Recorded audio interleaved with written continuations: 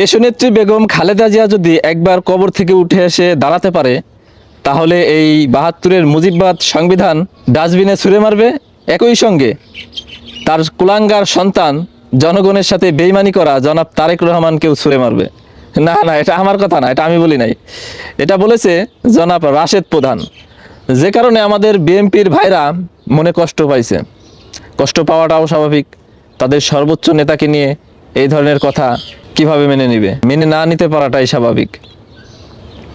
ঠিক একইভাবে আপনারা যখন বিরোধী দলীয় নেতা ডক্টর শফিকুর রহমানকে আপনারা বলেন সাদা শয়তান, চুম্মা শফিক, তখন তাদের কাছে কেমন লাগে? তাদের কাছে কি জিনিসটা ভালো লাগে? লাগে না। আপনাদের যেমন জ্বলে তাদেরও এমনটাই জ্বলে। শুধু তাই না, আপনারা তো শুধু এখানেই ক্ষান্ত থাকেন না। আমাদের হাসনাত আব্দুল্লাহ, যাকে সবাই ভালোবাসে, সেই হাসনাত আব্দুল্লাহকে আপনারা কালাপাটা বলেন।